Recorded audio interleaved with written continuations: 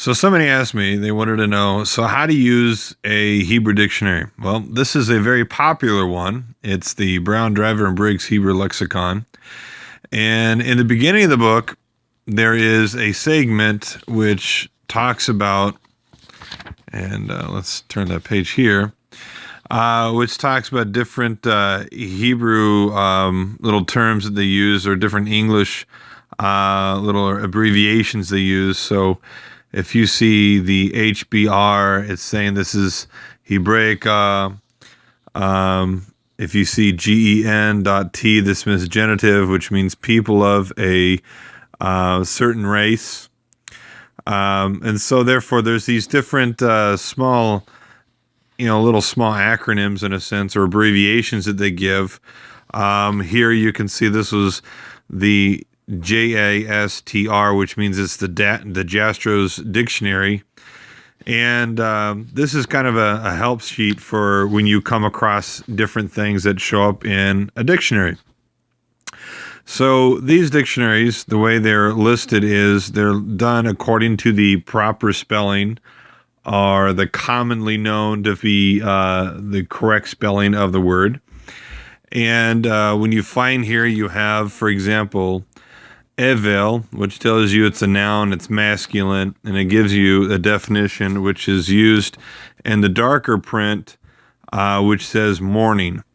Now, if you want to know what these other things are down here, basically what they are is they're different verses and passages which the word Evel is found in, and they're giving you different translations based upon the different words that are used with it.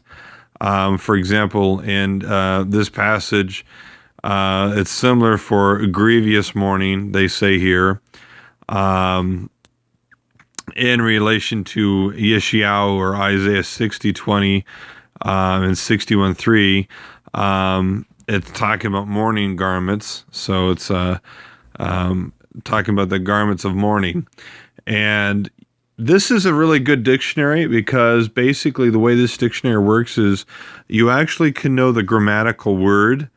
So like if I was to point to this, you know that this right here is an adjective. And if I go here, this tells you the root, and this is the different languages that they're going through that are all Semitic languages.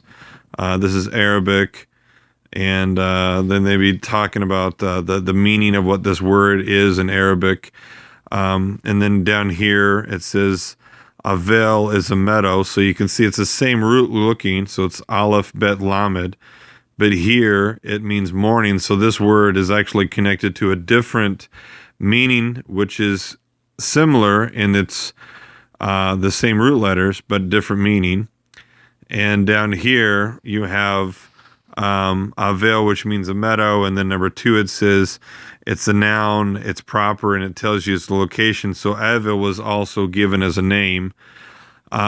One thing you're going to find with nouns when you're looking at these things is you're going to see that nouns may have different meanings. Like, for example, let's look at this one, ohel, which is it's a noun of masculine, it means tent, and down here, dwelling or habitation.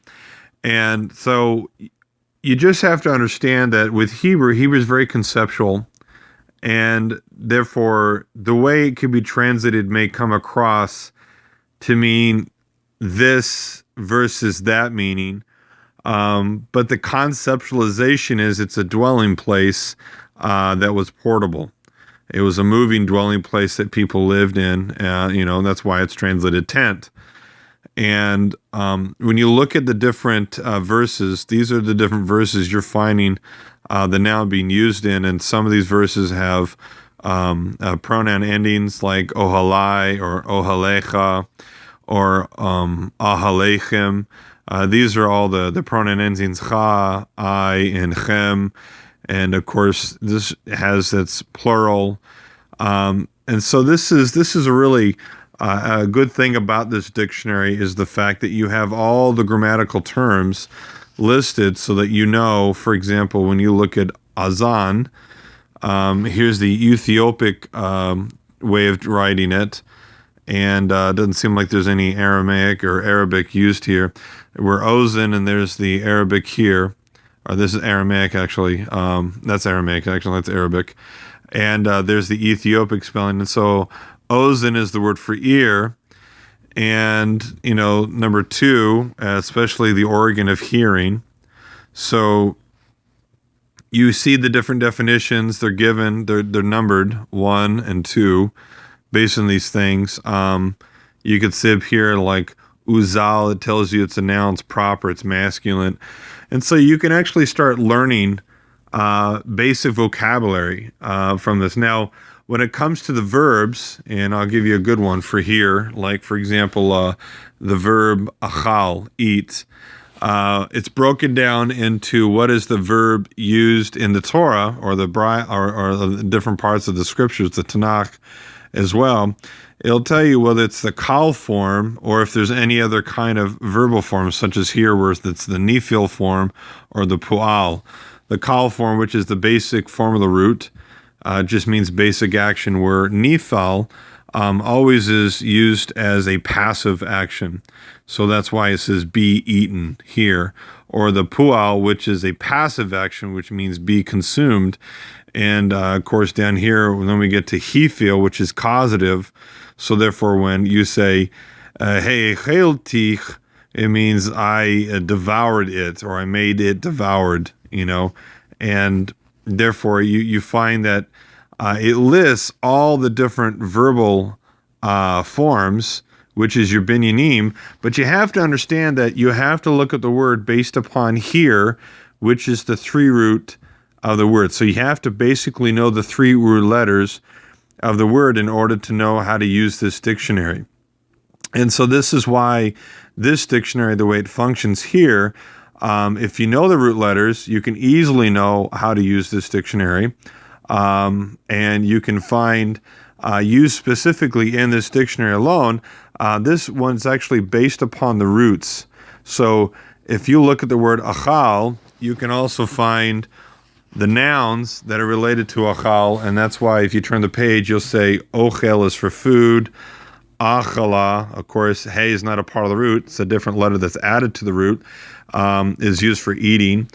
And then you have down here, ma'achal, the mem is added to the root, and therefore you have another word for food.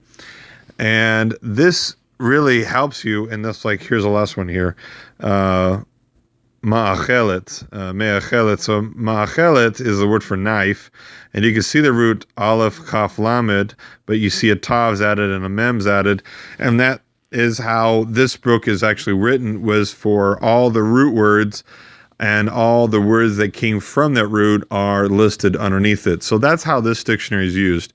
I hope this helps you. If you have any questions, feel free to ask, and I'll post another video. This will end this video for this specific usage of how to use the dictionary. Everything, like I said, is pretty self-explanatory as you go through it.